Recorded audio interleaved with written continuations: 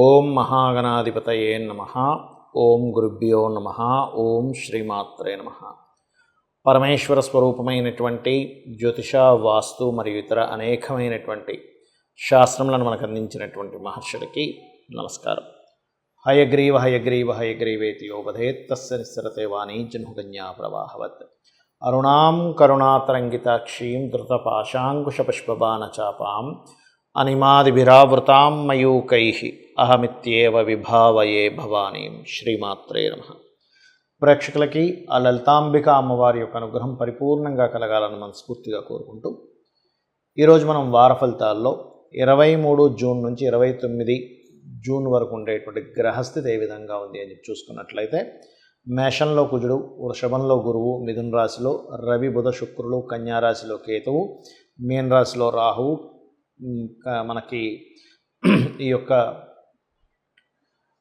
కుంభంలో శని యొక్క సంచారం జరుగుతుంది. అదేవిధంగా చంద్రుడు ధనస్సు నుంచి మీన రాశి వరకు ఈ వారం మొత్తం సంచరిస్తున్నాడు. ఈ యొక్క గ్రహస్థితి రీత్యా మీకు ఏ విషయాల్లో చాలా బాగుంది, ఏ అంశాల్లో మీరు కాస్త జాగ్రత్త పడాలి అనేటువంటి విషయాన్ని, మరియు ఏ దేవతారాధన చేసుకుంటే బాగుంటుంది, ఏ గ్రహారాధన చేసుకుంటే బాగుంటుంది అనేటువంటి విషయాన్ని మనం ఇప్పుడు తెలుసుకుందాం. మీనలగ్నము, మీనరాశి. మీనం వారికి కనుక చూసుకున్నట్లయితే మీకు రాశిలో రాహు యొక్క సంచారం అనేటువంటిది కొంతవరకు ఇమాజినేషన్ని పెంచుతూ ఉంటుంది. ఫైనాన్షియల్గా గ్రోత్ ఉంది.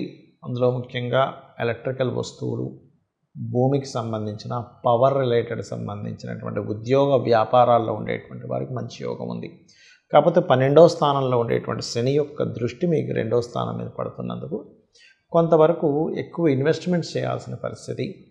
అదేవిధంగా మీరు ఏదైనా ఖర్చు పెడుతూ ఉంటే కుటుంబ సభ్యులు ఆ ఖర్చు గురించి మీతో కొంతవరకు ఘర్షణ పడేటువంటి పరిస్థితి వస్తూ ఉంటుంది. స్వయం కృషితో గృహము, వాహనం కొనుగోలు చేసేటువంటి వారంగా చెప్పుకోవచ్చు.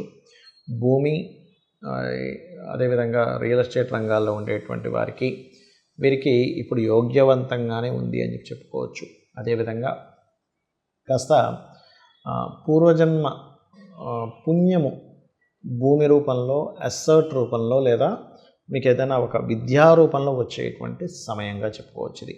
ఇక వివాహ నిర్ణయాలు జీవిత భాగస్వామితో కావచ్చు, లేనట్లయితే ఏదైనా ఒక వ్యాపారం కోసం పార్ట్నర్షిప్స్ రిలేటెడ్ సంబంధించినటువంటి విషయాల్లో కావచ్చు, కొంత జాగ్రత్త వహిస్తూ ఉండాలి. అదేవిధంగా మరొక విషయం ఏంటంటే, ఇక్కడ ఈ యొక్క దశమ స్థానం ఏదైతే ఉందో, ఈ దశమాధిపతి ఎవరైతే ఉన్నారో, ఈ దశమ స్థానాధిపతి గురువు 3వ స్థానంలో ఉన్నందుకు మీరు ఏదైనా ఒక వ్యాపార సంబంధించినటువంటి విషయంలో ఏదైనా మార్పులు, లేదా ఉద్యోగ సంబంధించిన విషయంలో ఏదైనా మార్పులు చేయాలనేటువంటి ఆలోచనలో ఉంటారు.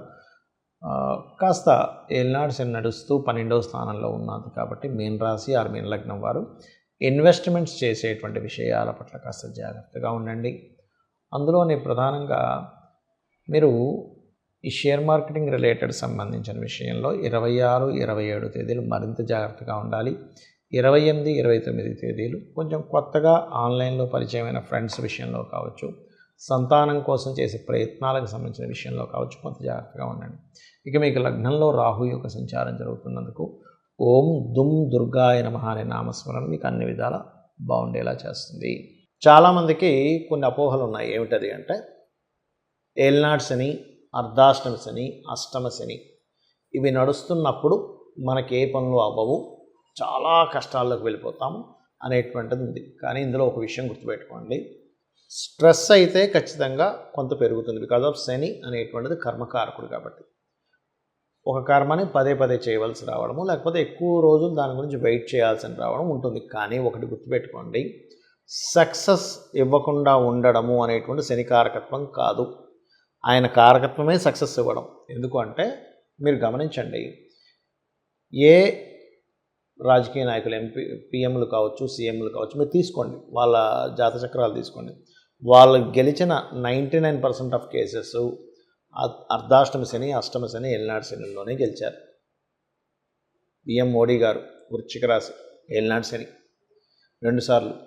అదేవిధంగా ఇప్పుడు గెలిచినా సరే అర్ధాష్టమ శని.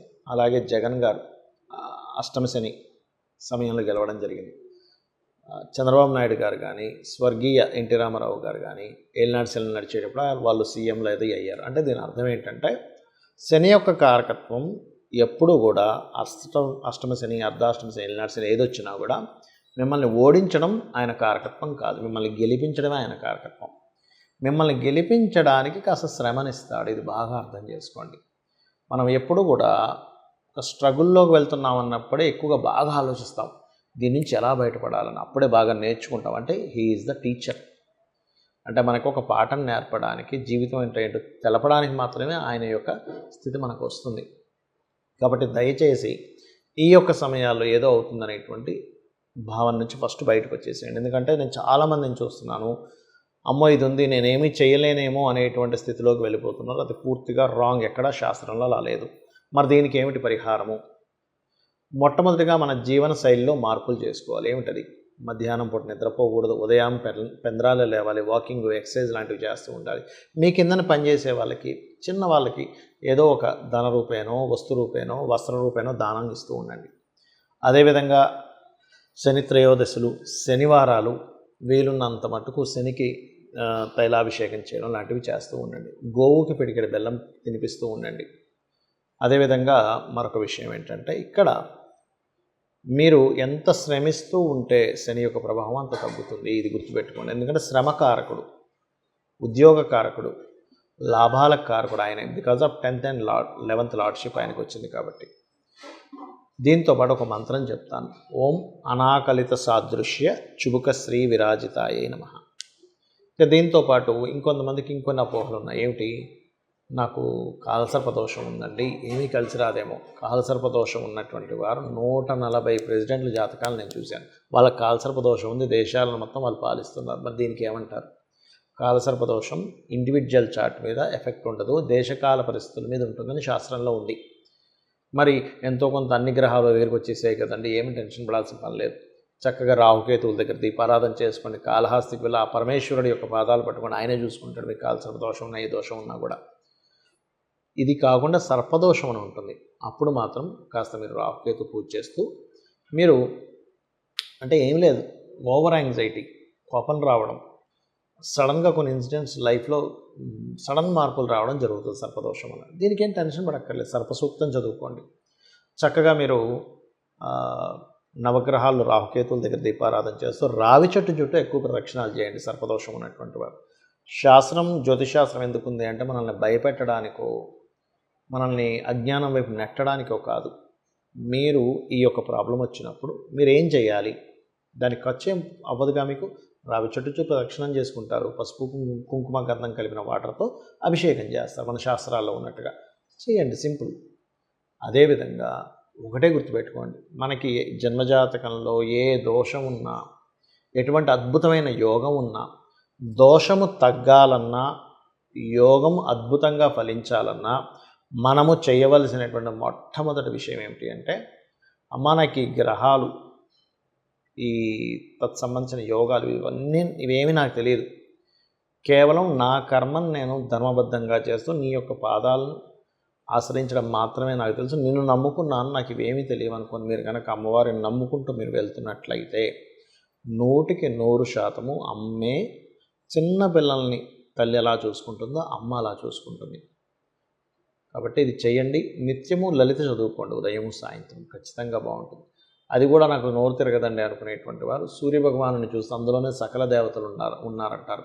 చక్కగా నీరు తీసుకొని సూర్య భగవానుడికి అర్ఘ్యం వదలండి, ఆయనే సమస్తము చూసుకుంటాడు. కాకపోతే సూర్య ఉపాసన చేసేటువంటి వారు పొరపాటును కూడా ఆదివారాలు కొన్ని నియమాలు పాటించాలి. శ్రీతైల మధుమాంసాన్ని త్వజతే, స్త్రీని కలవకపోవడము, మధువు మాంసము ఆదివారం ముట్టకూడదు. అదేవిధంగా తైలము తలకి రాసుకోకండి, తైలాన్ని, నూనెని.